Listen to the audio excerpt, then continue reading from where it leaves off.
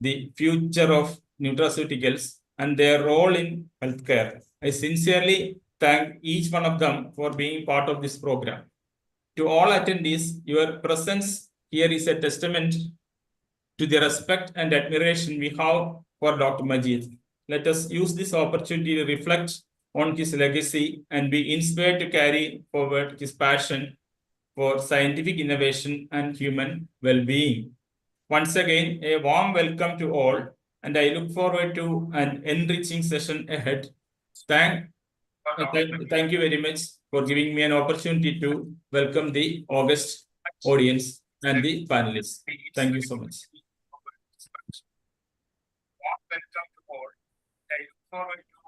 Thank you, Pradeep sir, for your warm welcome note.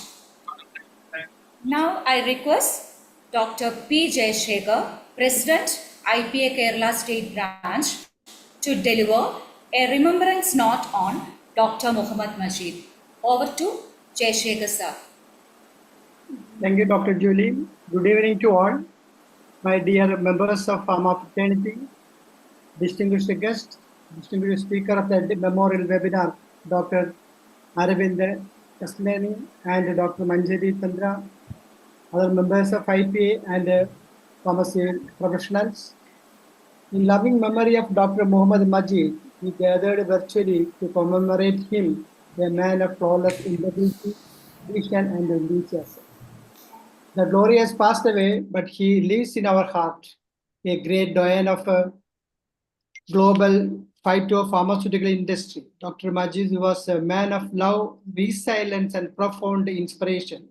The energy with him he had with us when we have conversation with him is tremendous, and he encourages young generation, his juniors, to come up to the level, and he always advises to take up a challenging role in pharma profession, especially in industry also.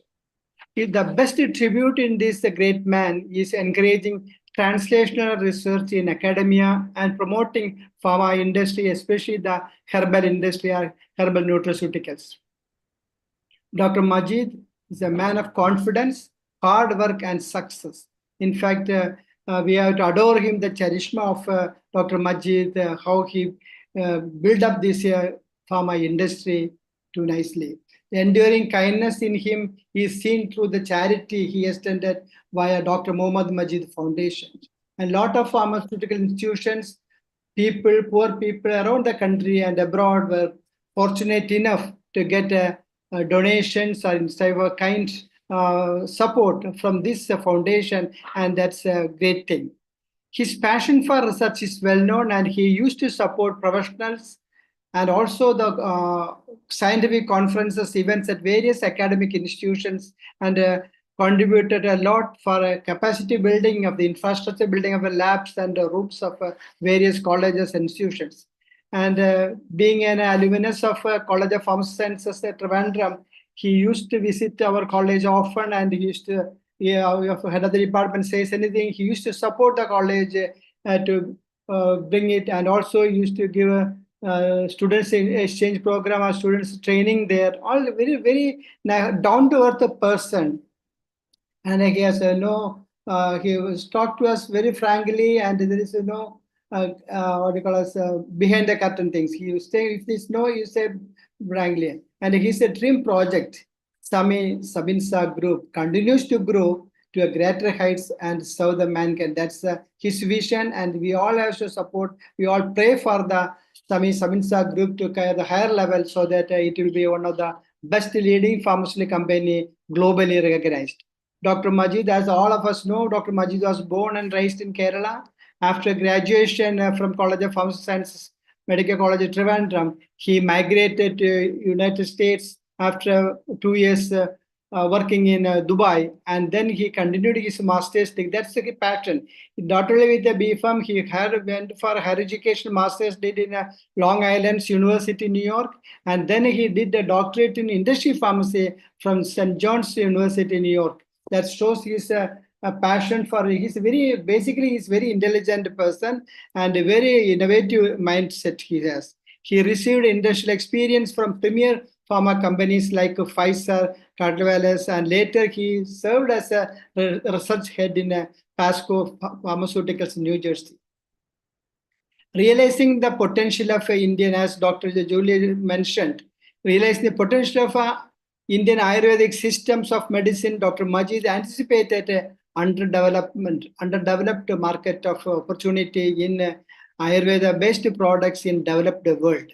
That's why he started the nutraceutical company. He has we know that he developed evidence-based plant products through innovations, standardization, validation, or value-added products are there, so that it has become the limelight of nutraceutical industry.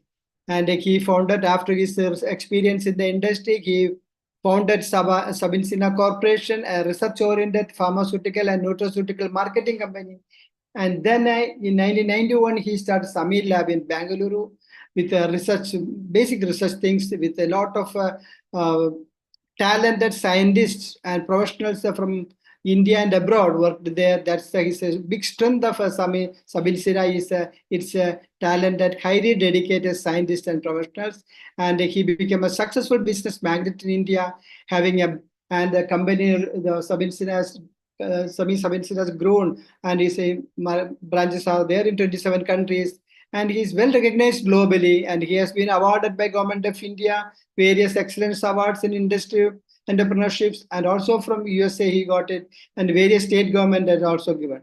Dr. Majeed received numerous awards from Indian and American associations as well as professional groups. He received one of the very important. He received in 1996. He received Entrepreneur of the Year award from National Federation of Asian Americans, and also in 2021 he received another award, honorary title of Father of Indian Pharmaceutical Industry, and is conferred by Associate Chamber of Commerce and Industry India. That's very good things. And he has not behind the awards, but awards came to him. He's a so kind person, so philanthropic, down to earth, and very visionary leader. As a legendary, he has laid down a path of innovation and excellence. I am sure that the history of this great pharmacist would inspire the young generation, the present generation, and the best tribute to him is promoting a translational research in natural products, nutraceuticals for well-being of the society. Let us continue his vision by advocacy of research and innovations of nutraceuticals by memorial lectures. And I'm sure that every year we will be continuing this memorial lecture to commemorate this visionary leader, and also inculcate a research mindset in a nutraceutical world. In loving memories of our great mentor, leader, and hero, I am signing off. And heroes never die; they live in our hearts and minds. Thank you very much for joining. Jai Hind. Thank you, sir. Now, Mr. M.B. George, former drugs controller of Kerala State, will be paying tribute to our late Dr. Muhammed Majeed, sir. Over to George, sir. Yeah, Dr. Jayashekhar, all dignitaries and friends. Dr. Muhammed Majeed, for us, Dr. Majeed, there is no one to compare with him. He is. Hello, is it audible? Hello? It's audible, sir. Yes, sir. Yes, sir. Okay. So there is no one to compare with him. Nobody has reached anywhere near to him from the farmer. So he is an epitome for any pharmacist. And I request all the pharmacy students to go through his bio sketch. It's a textbook to learn. His life, his leadership, his commitment, his, everything he is dedicated for that. And as far as I remember, there is not a single person so much attached, so much helped or served the pharmacy college where he studied as Dr. Majeed, including myself. Because he has such a commitment. And no other, all professional bodies of Kerala has got his assistance financially and all other ways. In one way, you have to say that all is the product of Dr. Majeed. I have a small request for all the associations of Kerala, if we can put together, if we can try together, his all the classmates are alive now, so we can make a good book, a biosketch of Majeed, so that it will be a future guidance for all the pharmacy professionals. If you are trying all these things, if somebody make a commitment, we can make that. It is not only a personal thing, but also in the profession of nutraceuticals or the upbringing of Ayurveda and all these areas. So we can all try for that. He is such a wonderful personality. He has shown his leadership from the time of he started his studies. So he has reached, and I pay all tribute from myself and the name of Indian Pharmaceutical Association. Thank you. Thank you, Hello. Joseph. Thank you, Joseph. Thank you.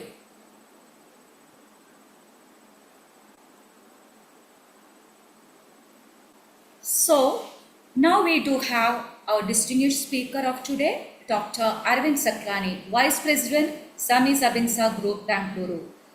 He will be giving a talk on Dr. Muhammed Majeed, a visionary leader of nutraceuticals in India. So, over to Dr. Arvind Saklani, sir. Let me first give a brief introduction.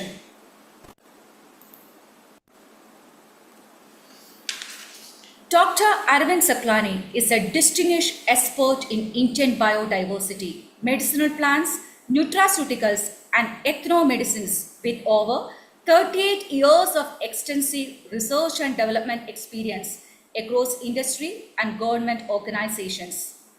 He has worked with reputed institutions like CSIR, NBRI Lucknow, as an assistant professor at NIPA Mohali, assistant director with Piramal Life Sciences Mumbai, and since 2015, he is a vice president with Sami Sabinsa Group Bangalore. His pioneering work focuses on biodiversity, bioresource development, conservation of high-value medicinal trees, identifying promising plants for nutraceutical innovations, and cross-cultural ethnobotanical studies. His accolades include the recently awarded SFE Outstanding National Ethnopharmacologist Award, Merit of Excellence Award from John Hopkins University, B.N. Mehrotra Medal, and Dr. S.K. Jain Medal for Young Ethnobotanists. With this brief introduction, I request Dr. Arvind Saklani to take over this session. Thank you very much. Am I audible there? Sure, sir. Can you see my screen? Yeah. Wonderful. Thank you very much for inviting us to deliver this commemorative lecture. I'm especially thankful on behalf of Sami Sabinsa and thankful to Indian Pharmaceutical Association. Today we are here to pay a tribute to a father figure, a legend, Dr. Muhammed Majeed, a founder of Sami Sabinsa Group. He was there with us for so many years, and suddenly we lost him last year. And that was a great loss, not only for us, not only for the industry, but the whole nutraceutical world, and the farmers as well. So I will be talking, a little bit about the visionary leader of natural nutraceuticals, Dr. Muhammed Majeed, who actually founded this subject in the country. Why we call him father of Indian nutraceuticals industry? See, actually, if you see how he started this whole industry in 1990s and how he actually nurtured and grew this whole industry in the country is remarkable. It's a wonderful journey that he actually went through. And in the process, he trained so many entrepreneurs, so many scientists, so many researchers, even so many farmers. And then he came to this level. And today we really feel a loss there, as we lost Dr. Majeed 1 year ago, very early actually. So if you see this exemplary entrepreneur, Dr. Muhammed Majeed, on the left-hand side, if you see his humbleness, when he's receiving an award from late former President Dr. Shankar Dayal Sharma, then as a business person, if you see him with the Honorable Prime Minister, and on the right-hand side, you see Mr. Our VG Nair, who was our CEO, very close associate of Dr. Majeed. And then on the right-hand side, you see a very hardcore, eminent scientist, Dr. Majeed, with Dr. Abdul Kalam. With him, starter Dr. Anju Majeed is seen there. So you see, in one person, you see a businessman, a humble scientist, and a hardcore scientist and entrepreneur. This has been already explained how he actually took his journey to the US and then came back to India to establish the Sami Sabinsa group. But what touches me and everybody here, if you see the second line, after his father passed away when he was just 12 years old, his mother, Mrs. Fatima, she took care and ensured that her son was well educated. How hard it is. In those days, in 1970s, when she sent her son to the US with just $8 in the pocket. And this gentleman, he just did his all bachelor's and master's, then doctors, then worked with very big companies like Pfizer, Carter, Paco, and all that.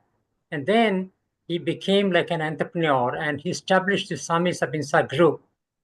Starting with Sabinsa Corporation in the US in 1988, he actually realized initially it was just a generic drug, launching generic drug there. But then he realized there's a huge potential in Ayurvedic wisdom in the country, in India. We are very rich in biodiversity. We are very, very rich in associated traditional Ayurvedic wisdom and the traditional knowledge. So what was required at that point of time was basically the innovations, the standardization and the value addition in Ayurvedic herbs. In those days, if you remember, even until maybe beginning of 21st century, we were just talking about, traditional Ayurvedic formulations. But then Dr. Majeed took it to a different height altogether.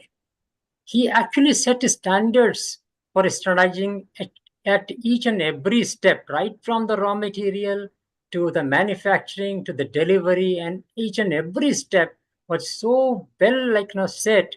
All the standards were so set, and value addition was at its peak basically.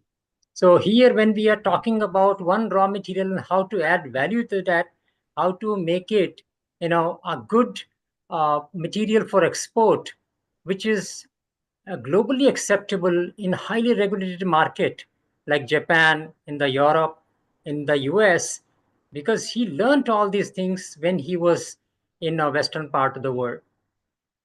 So if you see that how he began the journey in 1991 in India, in 98, he established Sabinsa Corporation. Then he came back to India, realizing the potential of Ayurvedic herbs and wisdom. He began this industry here in India in 1991. And today, if you see the growth of this nutraceuticals, how it has grown, how it has actually, gone into the hearts of people, the wellness industry. Now we have more than 300 micro or small time of nutraceutical industries who are maybe a big industry also. Some are doing job work for the big industries, but they all are there now, due to just, maybe Dr. Majeed's efforts. All the people, whoever were associated with him in the, earlier times, they went out. They were all educated there. They were all trained with Dr. Majeed, and then they went out. And today, if you see any nutraceutical industry in the country, they have connection directly or indirectly with Dr. Majeed. So if you see today, this is just $1.5 billion market. But then, export I'm talking about. And we are expecting that it has a huge potential. If you see the global market, it is going to be like $722 billion by 2027. And we are just maybe contributing hardly, as of now, it may be 0.5 to 1%.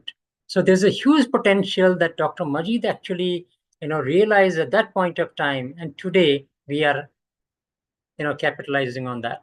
So if you see what basically is the core strength of this, the core of this nutraceutical industry is innovation, value addition, which is required across the globe, and ultimately it supports the wellness, the preventive medicines, not medicine basically, but the prevention.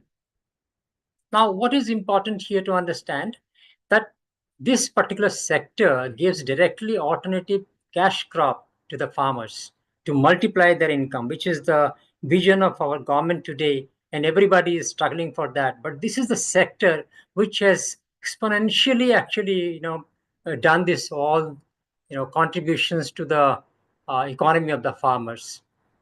Now it generates huge employment in the manufacturing sector, in the R&D, the supply chain, logistics, retail, and whatnot. Now, at the same time, when we are talking about the wellness support or the health or general wellness, it also takes care of the conservation and sustainability of bioresources. In direct benefit sharing, when we actually bring in any species in the nutraceutical sector or the plant species, you have to ensure that the raw material is available to us for a longer period. So you have to reduce the burden on the wild medicinal plants, and you have to bring into cultivation. And this is what Dr. Majeed did. Now, if you see how creative he had been, so if you see like standardized extract, we are pioneer in that. Porcelain you talk about from Coleus forscoli, then bioperine from black pepper, then saberi from amla, then boswelline from Boswellia serrata. Curcumin C3 complex, everybody knows sami sabinsa worldwide for this proprietary product, curcumin C3 complex. Then we have many natural cosmetics also, probiotic, minerals, spice extracts. Down there you see grass, affirmed all the ingredients like citrin, selenium, cocosine, lactospore, and whatnot. So he created basically so many categories for nutraceuticals. Not only this, Dr. Majeed, because of his hardcore research maybe background, he actually ventured into new drug applications also. We have like Okiforce, drug for psoriasis, drug for asthma, and oral leukoplakia. So these are like areas that. Hello. Hello.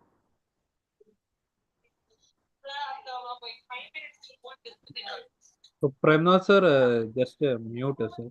Premnath sir, Am I audible there? you are Arvind sir, you are clear, but noise. Oh, somebody is talking. Yes, Okay. sir. Yes, sir. It's very clear. Yeah. That's okay. That's okay. Let them. Okay. Now, what I was just mentioning, see how Dr. Majeed actually created the R&D center in Bangalore and then also in the US. And then actually he promoted people. He motivated people to create R&D center within this nutraceutical industry. That was very, very important at that point of time. Even today, when all these regulatory markets are so regulated and expectations are very high, because it is not just like churana or vati, but it is standardized extracts. And all the formulators across the world, because this is a very regulated market, so everybody expects a high quality. And that's what Dr. Majeed said. So that point of time, if you see on the left-hand side here, the curcumin, you see how many clinical trials have been done on our curcumin itself. See, 98 clinical trials. Then he realized this curcumin is not directly available to the system, our maybe gut. So what he did is he worked on the black pepper and came up with the bioperine, the patented product again, to make it bioavailable.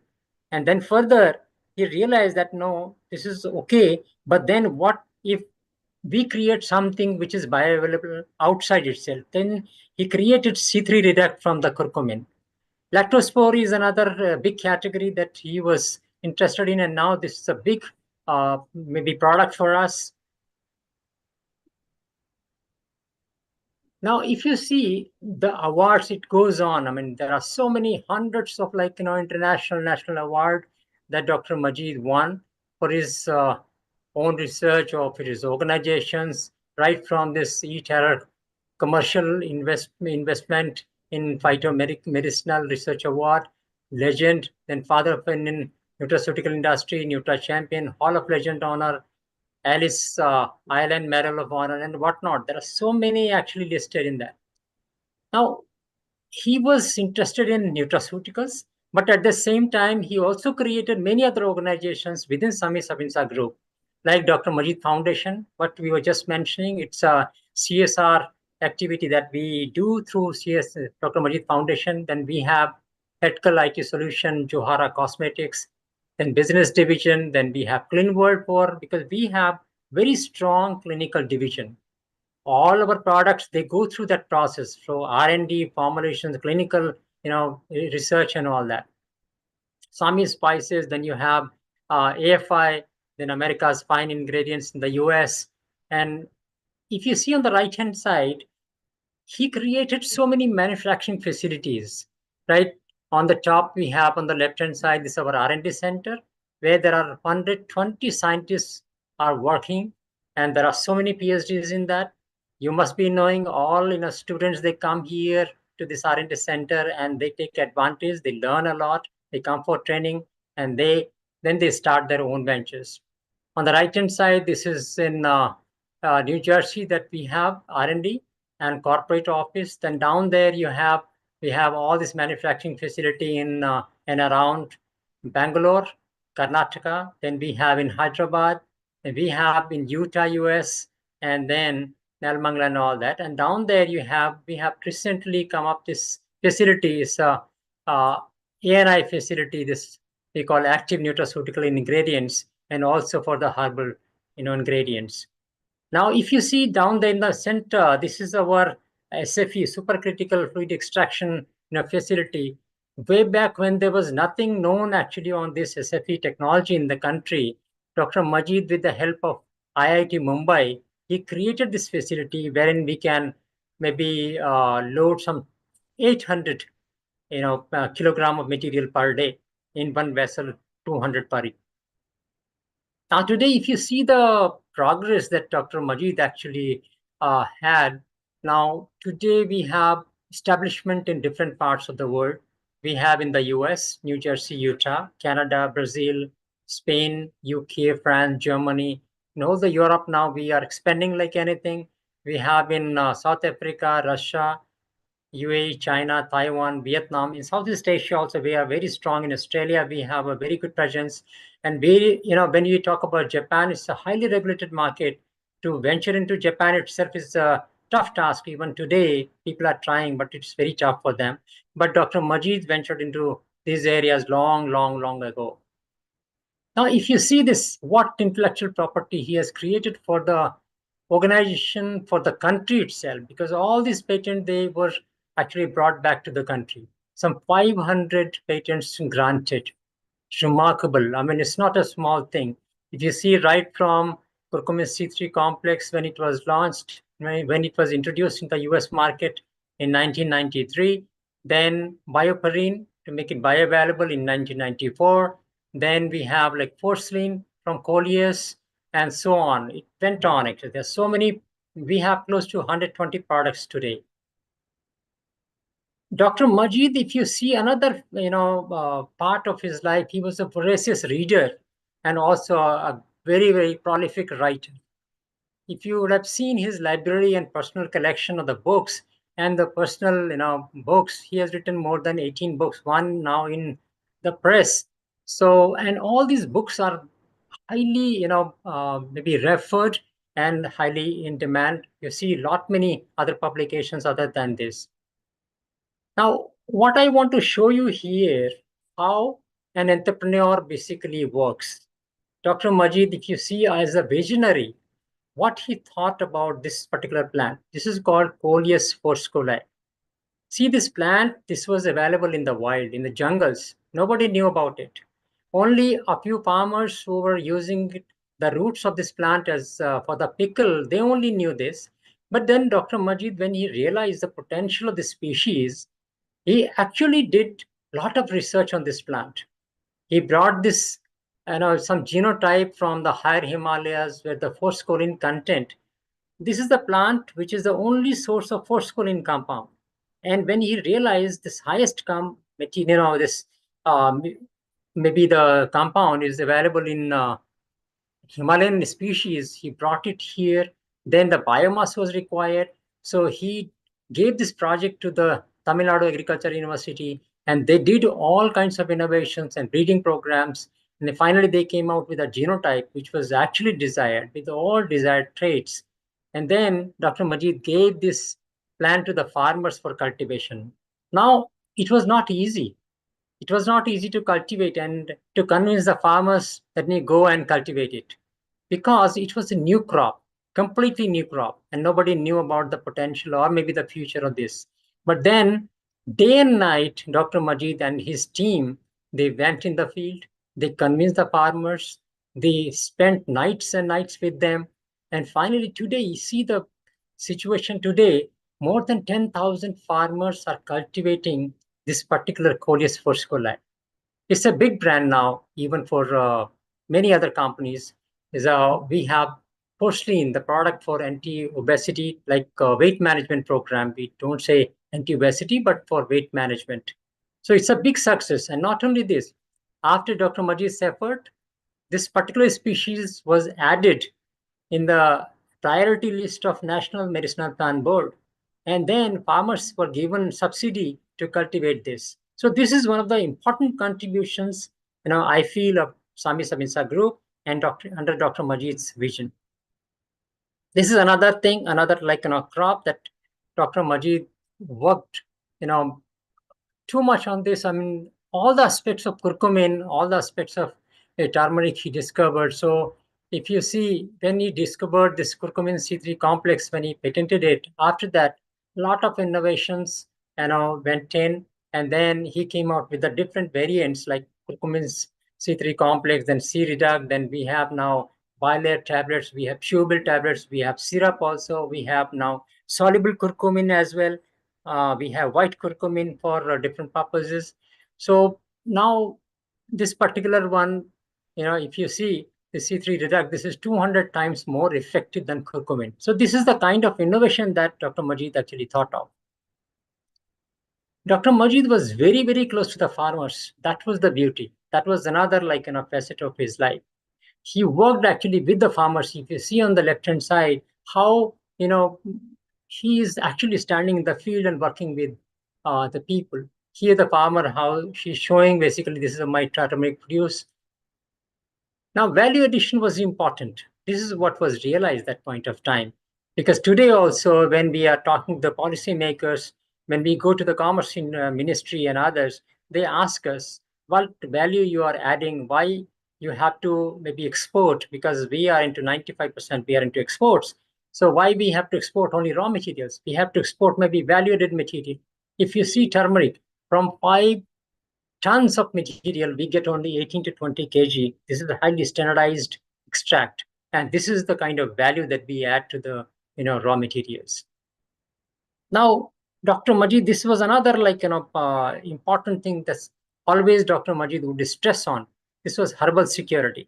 We have heard about food security, we heard about health security, but Dr. Majeed would always stress on the herbal security because he always would say that health is important, wellness supports are important. Okay, for that, we must have enough raw materials, enough plant resources with us. And for that, we need herbal security. And when we go for this kind of, with this kind of vision for herbal security, we ensure even the conservation of the species, sustainability of the species, and directly sharing the benefit with the farmers when they bring it to the cultivation. Now, this is another vision of Dr. Majeed when we were using this Pterocarpus marsupium, one of the tree species for anti-diabetic or for the diabetes support. So he realized we are using hardwood. So after some time, this plant may vanish. So we have to take some conservation efforts. We have to take some measures. Then he used his CSR fund, and Dr. Majeed actually asked us to go and talk to the forest department in Madhya Pradesh. And we did this exercise. We planted more than 50,000 tree species in the forests of Madhya Pradesh. And ultimately, we are there. Basically, we thought that now once these plants are there in the field, it will be all will be like mother plants. The seed will fall on the ground, and ultimately, this new generations, they will have the benefit of all these tree species. Now, another thing, like, when you see like Dr. Majeed in the field, is a totally different person. He doesn't look like, that kind of scientist, but a typical farmer, working and taking a lot of interest. Even Coleus, day and night, he was working with the farmers, with the scientists, how to improve the genotypes, how to get the better yield and better content. Now, training was very important for Dr. Majeed because whenever he would train the farmers, he would acknowledge their efforts, he would reward them properly. So, always he was directly in touch with the farmers. See how he's training, like, farmers, he's addressing the farmers on the left hand side. You see Mr. Shaheen Majeed and Dr. Majeed there, all like actively working with the farmers. He is Dr. Bami, Dr. Majeed on the left-hand side with the blue jacket. He was R&D head, and this whole R&D team, he would take actually to the field and then make them understand how the farmers they are working and what we are supposed to do. Like, he was always sharing his experience with the farmers. Here, all women folk. Again, you see, like, Dr. Majeed is motivating farmers in Meghalaya, in eastern part of the country. And I remember when I was with him that time, when we were talking to these ladies, and they were so much like enthusiastic. One of them, Mrs. Trinity, who won this Padma Shri also, she was awarded Padma Shri for the cultivation or promotion of cultivation of Lakadong turmeric. She actually invited Dr. Majeed to her place, and then Dr. Majeed visited her place in that area, and then she explained how we are cultivating Lakadong turmeric in eastern Himalaya, eastern part of the country. It's all like with the farmers in Meghalaya. Now, this is another part that now I would like to mention here. It was already told by earlier speakers, but this is very important. When we are working with the people and for the people, we must have, this kind of sense that we should help each and every deprived society or maybe marginalized people or those who are the needy people. So Dr. Majeed created this Ummeed, this Dr. Majeed Foundation, and you see the amount that he had been maybe donating, here and there, like PM Care Fund, some 10 crores rupees were given.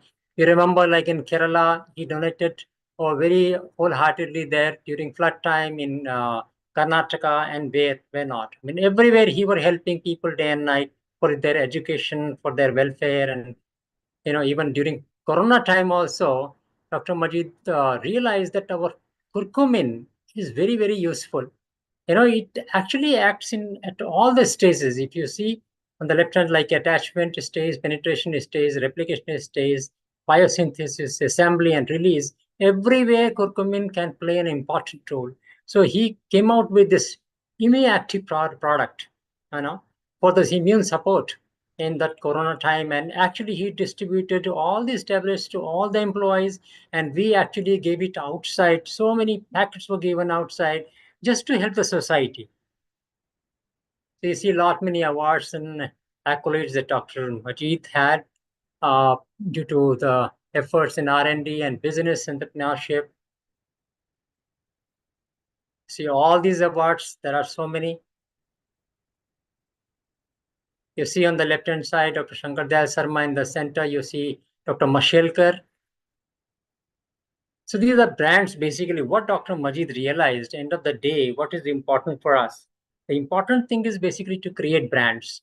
Unless you have brands, you will not be entertained outside. So you have to have a branded products so that you can add value to the raw materials, create that kind of regime, and then maybe go or venture into international market to have a better acceptability. Okay, I would just maybe sum up here. I have 3 mentors on the left-hand side, Dr. Muhammed Majeed, then Dr. S.K. Jain, he was my PhD guide. He is known as father of Indian ethnobotany, and Sri Sundarlal Bahugana is an environmentalist. You must be knowing him. He is uncle of my wife. So all these 3 people, they have one thing in common. Very important thing. That's a commitment to their science or their maybe subject. Dr. Majeed was passionate about nutraceutical industry. Dr. S.K. Jain, since 1960, when he died, and Dr. Sundaral Bahugana, when they died, they were both like 94, 95 years, very close friends. And just maybe in a span of 1 month, actually both passed away. And both worked for the people. All these 3 legends, they work for the people, for the society. And that's very important to understand. And we are all grateful to these legends. So what Dr. Majeed said, we will continue to create ingredients and formulations based on the best possible sources, building science consumers can trust and giving back to the farming community. So that last line, giving back to the farming community is very important. How to reduce pressure on the wild species is important for Dr. Majeed. Now, as we remember Dr. Majeed, the legacy goes on. And now we have Dr. Anju Majeed, his daughter, and Mr. Shaheen Majeed, his son. They are taking care of the Sami Sabinsa group, and we are quite hopeful that the legacy would continue, and we all would cherish the contribution of Sami Sabinsa for decades and maybe centuries. With this, I thank you. I stop here. Thank you very much. Sami Sabinsa group, and we are quite hopeful that the legacy would continue, and we all would cherish. Dr. Julie, okay. Yes. Thank you, Aravind Shaklani sir, for guiding us through the inspiring professional journey of great leader Dr. Muhammed Majeed. Your session was truly enlightening and insightful. Now, we do have Dr. Manjari Chandra, founder, Manjari Wellness, New Delhi, and the madam will be delivering a session on nutraceuticals and its importance in nutrition. Before that one, let me give a brief introduction. Dr. Manjari is an honorary doctorate holder of Nutrition and Functional Medicine of Government of India. She is Masters in Clinical Nutrition from G.B. Pant University of Agriculture and Technology, Patnanagar, a PG Diploma holder in Hospital Administration from Apollo Hospitals, and also she holds an advanced certification in IV Nutrition and EDTA Chelation. She has 25 and more years of experience of clinical work. She is consultant at Max Healthcare, Metabalance, IAFM, and Ashlof Hospital. More than 2,000 plus patients healed, 2,000 plus articles and publications, and 500 plus workshops and 300 plus conferences and symposiums in her credit. She features as an expert on My Government in website promoted by Prime Minister of India. And she is also a keynote speaker at various public health conferences, scientific discourse and symposiums, including events at FSSAI, HADSA and HSSC. She is the published author of Eat Up, Clean Up and Heal with Foods by Ruba Publications. And she is also India Achievers Forum Woman Icon of the Year, Ayush Award Excellence in Wellness, World Women Leadership, Exemplary Women Leadership. Dr. Manjari's work entails changing her patients' lives by reversing their diseases using ancient Indian wisdom, herbs, and blending it with bioregulatory nutritional medicine and modern science. Madam has been working closely with cancers, autoimmune disorders, mental health, BHRT, and metabolic syndrome. So, now I request Dr. Manjari Chandra Madam to deliver a session on nutraceuticals and its importance in nutrition. Over to ma'am. Thank you so much, Ms. Kurin. I hope you can hear me well. Sure, ma'am. Thank you very much, everybody who's here, present here. Thank you for having me, Dr. Jayashekhar. Thank you. That's very kind of you. It's an absolute pleasure. I had the fortune of meeting Dr. Majeed a couple of times at the ASSOCHAM conference and a few more nutraceutical conference. It was an absolute privilege to meet him around a couple of years back. And it's an absolutely, it's a loss that cannot be made for. It's a very, very big loss to the industry, to all of us who learned from him, who followed him, idolized him, So we've heard him in various events and forums, and it's an absolute honor to be here to mark his, to give honor to Dr. Majeed. I'll take a quick session on nutraceuticals today. This is a short notice, so I've come up with a very basic presentation on whatever I had. So essentially, what we're doing now in medicine, is that we typically, in modern medicine, pharmacology essentially relies on treating things symptomatically, which means that everybody understands that modern medicine is very reactive in nature, which means that every time we see certain types of symptoms or conditions in the human body, which are either symptoms of disease or illness, there is a medicine that can take care of it by giving relief to the symptom and also improving certain bioregulatory pathways. However, sadly, modern medicine is not able to address the causation of a disease. What I'm trying to say is that if somebody has high blood pressure because of a certain micronutrient deficiency or a bioregulatory system that went amiss, the antihypertensive does not take care of that. And that's where, the gap exists in terms of managing non-communicable diseases, considering that India is the diabetes capital of the world, considering that we see such high instances of non-communicable diseases today, and even malignancy for that matter. They're saying India will very soon have very high level amounts of cancer cases. Now, with that in mind, it's prudent to understand that our modern healthcare system cannot take care of so much of disease. It's always a better idea to understand how, in the first place, these things can be prevented. So prevention is, of course, one of the modality, but the other modality of this is to see if there are easier ways to treat these diseases, to reverse these diseases. I work in that space. I try and help people reverse metabolic diseases, autoimmune diseases, also work very closely with oncology, trying to see that the dependence on chemotherapy, radiotherapy is reduced and the outcomes of the disease becomes much better. Now, in doing that, of course, nutrition, lifestyle changes, a lot of integrative therapies come into play. But one of the armories that we have really is something called nutraceuticals. Nutraceuticals are, as we all already understand, products or sort of supplements that are made with vitamins, minerals, sometimes amino acids, bioactives, flavonoids, polyphenols, antioxidants. Those category of nutraceuticals is what we actively use now in managing and treating chronic diseases. And today the conversation is going to be about how potent these are. Now, one of the things that modern nutrition is not focusing on is functional foods. So although we talk about protein and fat and amino acids and vitamins and carbohydrates, we're not focusing on the fact that food is not just nutrients. Food is also something that can offer some substances or some physiologically active components that can give the health benefit to an individual, which is beyond basic nutrition. And these health benefits, for example, can come from polyphenols.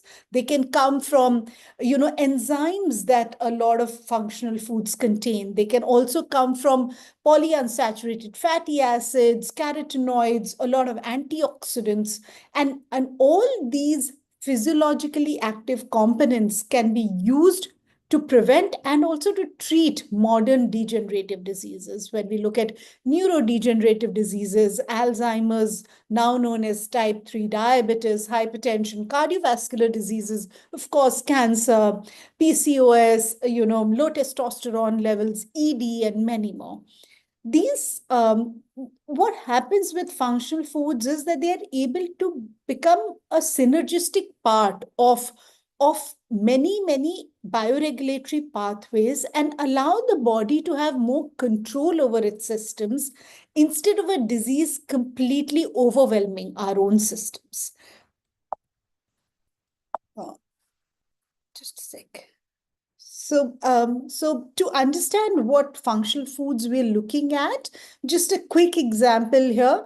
For example, if you look at simple things like increasing the bioavailability of a component. Now that could give a functional effect. If you increase the bioavailability of a micronutrient, if you're able to use a component to identify how to reduce the impact of an allergen in food, that could be a functional property.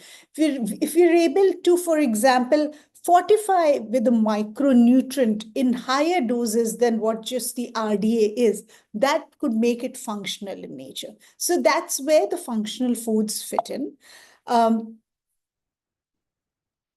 This is just an understanding of how the whole term of nutraceuticals and functional foods came across. So the first time, of course, nutraceuticals was a very recent term that was coined as something which is a mix of nutrients and pharmaceuticals. And the term comes from nutrition and pharmaceuticals, and it's a combination of nutrients which have some amount of role in modern medicine, and they can be used to manage and treat chronic diseases.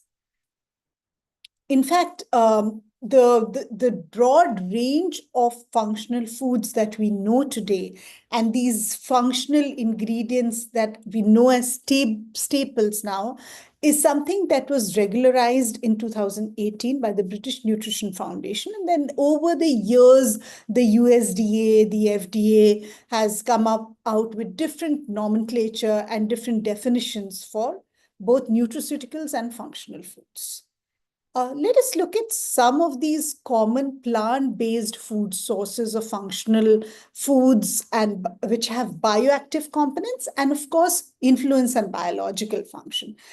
A quick example here, for example, we know that there's something called carotenoids. Carotenoids are antioxidants, bioactive compounds. They reduce the reactive oxygen species in the body, reduce oxidative stress. They're also immunomodulators. And many of these carotenoids can be found in foods such as, squash, green vegetables, oranges, yellow-colored fruits and vegetables have carotenoids in different formats, and they can be extracted and used in higher amounts to give that high amount of antioxidant immunomodulating activity, which can help in managing specific disease conditions. Similarly, there are polyphenols which are found in colorful things, like especially things which have dark color in them, purple grapes, red wine, dark green vegetables. All of them have polyphenols and isoflavonoids. Now, these also, are of course antioxidants, so they reduce the oxidative stress. These polyphenols are also lipid lowering, so they also improve the triglyceride cholesterol ratios, so the HDL triglyceride ratio, which is reducing the risk for cardiovascular disease. They're also anti-cancerous. They are also immunomodulators. Another very common example of a bioactive compound could be the isothiocyanates, which are found in all the cruciferous vegetables, garlics, onions, Brussels sprouts, cabbage, cauliflower have it. And these isothiocyanates have serious antimicrobial activities. They're also anti-cancer. They also sort of help reduce toxic load in the body. So they have a detoxification effect also on the human body. Some more examples here. The common ones are tocopherols, which have a lipid lowering effect. They're also immunomodulators. Vitamins we all know about, a very, very potent antioxidant, vitamin C, not just antioxidant, anti-inflammatory, antifungal, anti-cancerous, cardioprotective, antibacterial, a lot of things that vitamin C is capable of. Similarly, of course, we had a mention of curcuminoids, which are found in turmeric. Now, again, very, very potent functional foods. Curcuminoids are not just anti-inflammatory, they're also good in managing diabetes, reducing fungal and bacterial load. They also are anti-carcinogenic. And this has all been studied and researched and clinically proven. And there are so many more, of course, in the paucity of time, I will just take a few here. Now, this is an example to understand how you can use a polyphenol, which is essentially a functional food, to actually sort of modulate certain systems in the body which help in managing obesity. We typically don't look at nutraceuticals in managing obesity. We only look at nutraceuticals which can reduce our appetite or, reduce gastric emptying time as the only types of supplements that can be used in managing obesity. But the truth is that most functional foods can help in managing obesity, and many of them work in different pathways. They may work on insulin sensitivity pathways. They may work on hunger and satiety hormones, ghrelin and leptin. So different. For example, if you look at this here, cinnamon has something called the cinnamon polyphenol. The polyphenol that is found in cinnamon it improves insulin sensitivity. So for people who have insulin resistance, it's great to use cinnamon at a higher concentration in the form of a nutraceutical. And anybody who has insulin sensitivity, whether it is a person with, progressive type 2 diabetes, any form of metabolic syndrome, obesity, overweight, PCOS, low testosterone, that's where cinnamon can come in play. Similarly, you have green tea. Green tea now again it has polyphenols that improve your appetite. They reduce your appetite by increasing the leptin levels. So when the leptin levels are increased, they suppress the appetite. And similarly, the impact on ghrelin is also found. Another one is resveratrol. All of us know about the resveratrol not only as a bioregulatory molecule for managing obesity. We also know that resveratrol is something that comes very handy when we look at aging, because it is something that becomes part of our sirtuin pathways. So the sirtuin pathways which require the NAD plus to be higher, which require more niacin in, resveratrol has a role there to play and improves the sirtuin pathway housekeeping in the body, and therefore is a sort of an anti-aging molecule. Besides that, resveratrol, of course, helps in insulin resistance. It improves insulin resistance, improves insulin sensitivity, reduces insulin resistance, and therefore can be used in various metabolic conditions. These are some of the food sources and the potential benefits of known, functional foods. Remember, when we're talking about nutraceuticals, somehow people consider nutraceuticals as just being minerals and vitamins. Today, I'm talking about functional foods which can become very potent nutraceuticals and supplements. So these are, of course, carotenoids. Zeaxanthin, for example, is an extremely potent carotenoid, and it's found in some fruits and vegetables. It's great for reducing free radical load because it works as an antioxidant. Zeaxanthin can create better, healthier vision, can actually, sort of help people who have macro degenerative changes in their eyes, can also help prevent retinal health. So it's great for healthy vision. Similarly, Beta carotenoids, we already know of that beta carotenoids have reduced the risk of multiple types of solid cancers. They've been studied heavily in prostate cancer and cardiovascular disease. Many of these antioxidants also inhibit the oxidation of LDL. So like we know that the low density lipolipids, which are essentially the lipoproteins that carry cholesterol in the body to various places, oxidation of low density lipolipid is what makes LDL rogue as a molecule and increases the risk of cardiovascular disease. So that's where the antioxidants come in play. An example here would be, of course, we all know about fiber, but some of the lentils and beans and whole bran and all have insoluble fiber. When you look at insoluble fiber, not only does it improve digestion, absorption, gastric movement, relieves constipation, also actually reduces the risk of various cancers, specifically colon and breast cancer, and fiber is known to reduce the risk for cardiovascular disease. Similarly, flavonoids, some examples of flavonoids, catechins, which are found in tea, especially green and black tea. When you don't add milk and sugar and you consume tea on its own, just brewed in water, it contains catechins. Catechins, again, very helpful.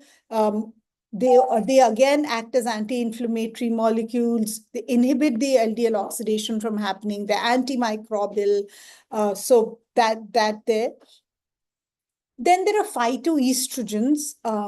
Some of the foods have some form of isoflavones, which are phytoestrogenic in nature. Now, what that does is, if we use them rationally and in the right manner, they can improve menopausal symptoms and can reduce the incidence of hot flashes, night sweats, and multiple other mental health problems that are associated with menopause. Tocopherol is a common form of functional food, which is found in various forms of fats, especially good fats that come either from cold pressed oils like olive and sesame. These again have anti-cancer apoptic properties, and of course great for people who have lipid imbalances in the body.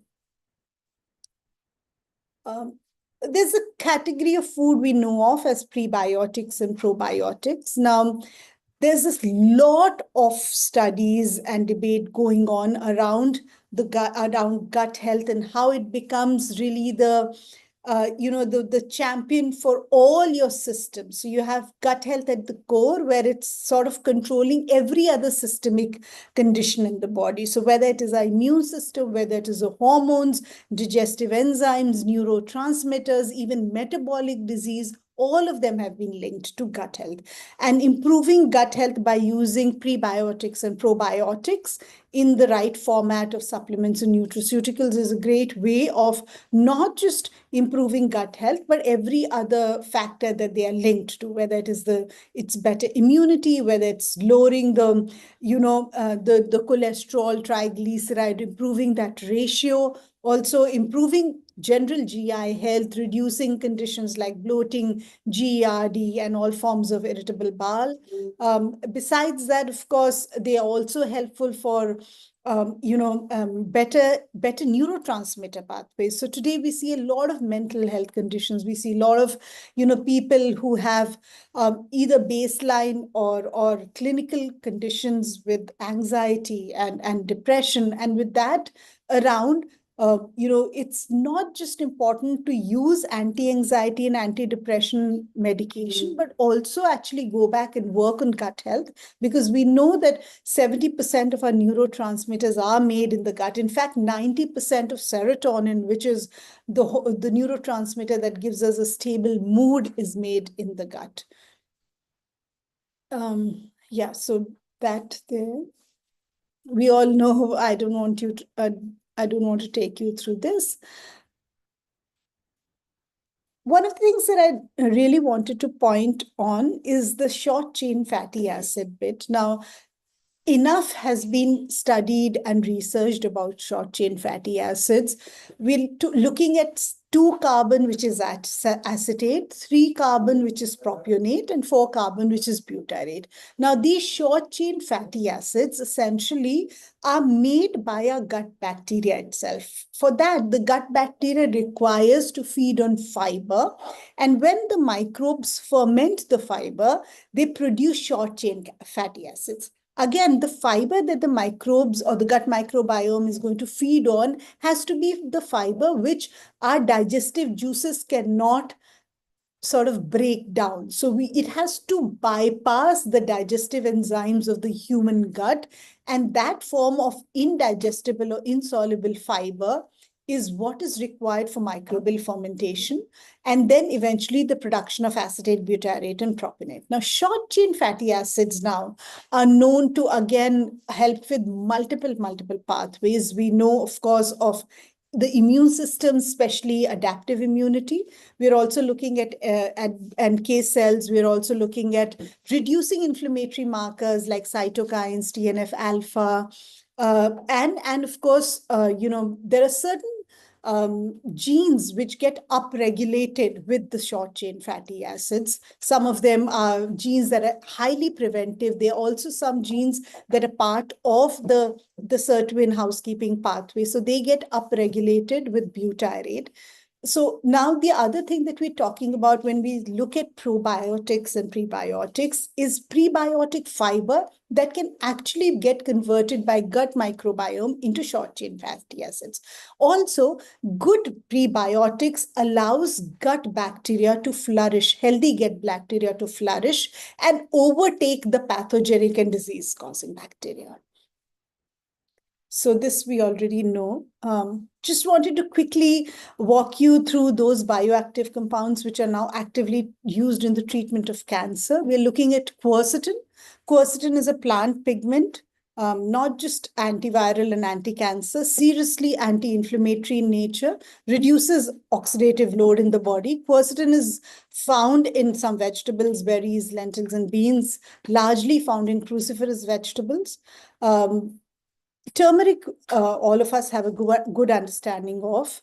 Of course, there's been a lot of research now on ashwagandha, not just on the fact that ashwagandha is very effective to manage and stabilize mood and also control our neurotransmitters. It also is now found very effective in cancer. So in many cancer treatments, especially chemotherapy and radiation, ashwagandha actually helps the body by becoming another agent synergistically against the cancer cells. We're also looking at treatment-resistant cancer cell lines where ashwagandha can come into picture. Another thing that ashwagandha does, which is quite phenomenal, is it stops angiogenesis, which is the vascular development of blood vessels that the tumor creates for its own proliferation. Yeah, we also know about holy basil in India. We use it a lot. Now, again, another one that I'd like to point on is Shilajit here. Although primarily known as something that improves testosterone levels and libido, there are multiple other things that Shilajit can do. It has something called fulvic acid, which is a powerful antioxidant. So it's not just great for people who have oxidative stress, which comes through the pollution, the pesticide, insecticide load that we are exposed to. It's also good because Shilajit is a very good source of constant magnesium. And we know that magnesium is at the center of around 300 plus enzymatic actions in the body. Besides that, Shilajit is a serious antioxidant, great for skin health. So that one there. This is just the last slide, and I wanted to quickly touch upon certain nutrients which can be used specifically on the immune system. Now, there are certain nutrients that are like workhorse for the immune system. So whether you're looking at vitamin C, vitamin D, we know that low levels of vitamin D seriously compromise our adaptive immunity. Then other antioxidants like zinc, selenium, omega-3 fatty acids, of course. Besides the workhorse nutrients that are the primary things required for the immune system to work properly and at its optimal level, there are also certain things in food, again functional food, that have the capacity of boosting our immune system, specifically adaptive immunity. So quercetin, again, mushrooms, garlic, ginger, these all have active components that help in immune boosting, and many of them are antiviral also. So they also not just boost the immune system, they also prevent viral infections, sometimes can be very potent against viral infections. Thank you. Thank you for your time. I will just stop sharing, please, once again. Dr. Julie?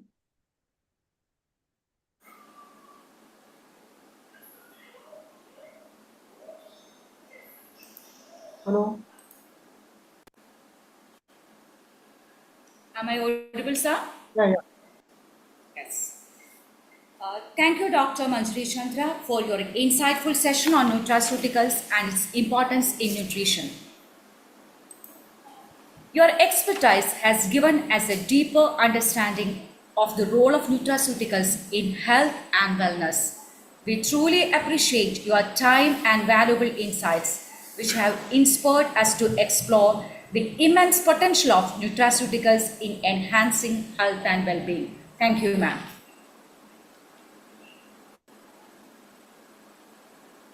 So now we are moving to the end of the session. Now I request Mr. P.K. Harikumar, Convener, Industry Forum, IPA Kerala State Branch, to propose vote of thanks.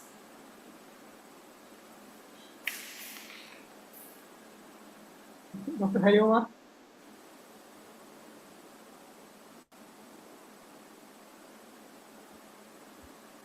Let me join. Dr. Harikumar, please.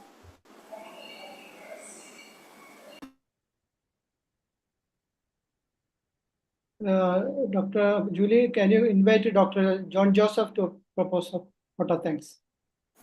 Sure, sir. So now I request Dr. John Joseph, Honorary Secretary of IPA Kerala State Branch, to propose vote of thanks. Over to John Joseph, sir. Yes, good evening.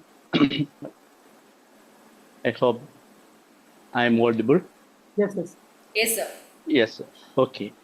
As we are concluding this session, the first series of webinar series on commemorating the great Dr. Majeed, it's indeed a pleasure to vote thanks to all the dignitaries who are present today. At the outset, let me thank Dr. Jayashekhar. Actually, he was the one who initiated this program, and he has been guiding us ever since he took over the presidentship of the Kerala State IPA branch. Big thanks to you, Dr. Jayashekhar. We're also thankful to our Vice President, Dr. Mr. MP George, who has given us a big message today. Actually, we have a very good presence today. Over 60 members have been attending this. And I'm sure that all the participants were enlightened by the talk of Dr. Arvind Shaklani, Vice President of Sami Sabinsa. We heard so much about Dr. Majeed, and he has been a big paying a lot of contributions to IPA Kerala State Branch and also other institutions in Kerala. But after listening to you, we are really impressed. No, not only impressed, we are really motivated. Thank you. How this man has worked. So it has been it has been a tremendous pleasure for us listening to you, because you have given all the insights into the working of Sabinsa and how Dr. Majeed has been nurturing this institution as well as nutraceuticals on the whole. Thank you, sir. Yeah. Thank you for your Thank you very questions. much. Thank you very much. And Dr. Manjari Chandra, who gave us an insight into nutraceuticals. Though we consider nutraceuticals as a combination of nutrients and pharmaceuticals, now we know that it's much beyond that. And probably India has only about 1 to 2% of the world market. And it is one of the major areas where I think we can prosper. Actually, India has a wealth of plant products or plants which can be really utilized. And our younger generation, I think, should be motivated and they should be able to do research and get into this industry at the earliest. Thank you, Dr. Manjari, for your valuable time. At a short notice, you have given us a very broad insight into the nutraceuticals. Thank you very much.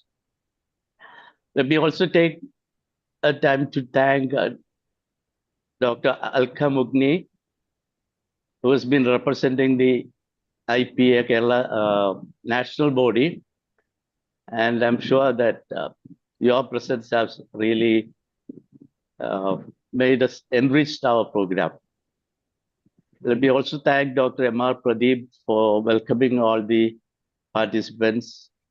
We have a lot of senior faculty, senior members who are contemporaries of Dr. Majeed, Dr. Unnikrishnan, Dr. Betty Kalla, Dr. Premnath Shanoy, Dr. David Joseph. I think all of them have been in one way or the other associated with Dr. Majeed. Your presence is truly a treasure for us. Thank you very much for your presence. Let me also thank all the executive members of the IPA Kerala State Branch, because Kerala State Branch has been reaching heights because of the collective efforts of these members who've been really ready to contribute much to the enrichment of the pharmacy profession. Thank you all. Let me also thank all the principals, members of SAMI, Semensa, and the other groups. It's been wonderful to have all of you here. My special thanks to Dr. Julie Kurian for being the MC. And to conclude, a big thanks to all of you for your great presence. And let us carry forward this legend's memory. And every year, let us do something which can keep this memory alive. And also, let us hope that all the youngsters will be motivated to pursue this, pursue a career in nutraceuticals. Thank you again. Thank you for all. Thanks to all, and Jai Hind. Thank you very much. Thank you, sir. Thank you, John, sir. As we conclude this first memorial webinar honoring late Dr. Muhammed Majeed, we reflect on his remarkable contributions to the nutraceutical industry, scientific research, and societal well-being. His visionary work in globalizing Ayurveda, advancing evidence-based natural medicine, and empowering communities continues to inspire generations. On behalf of Indian Pharmaceutical Association, Kerala State Branch, we extend our sincere gratitude to our esteemed speakers and participants. Let us honor Dr. Majeed's legacy by continuing his mission of innovation, sustainability, and holistic healthcare for a better future. Now, let us all rise for national anthem.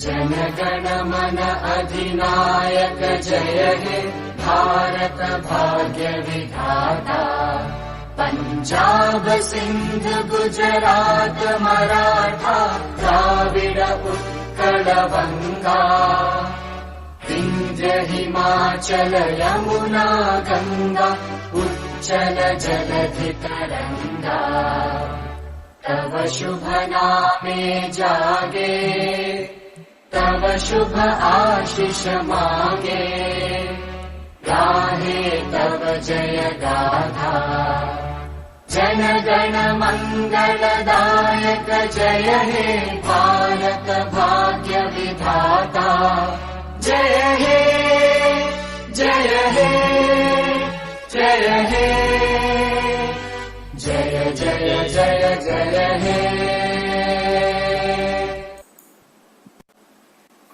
Thank you all for being part of this wonderful tribute to the extraordinary leader, Dr. Muhammed Majeed. Once again, good night to all. Thank you. Thank you. Thank you. Thank you very much. Thank you so Thank you much. very much. you. Thank you very much. Everyone. Thank you very much. And Dr. Aravind, thank you. Thank you Thank all. you. Thanks a lot. Yeah. We'll be in touch. Namaskar. Sure. Thank you very much. Good night to everybody. Right.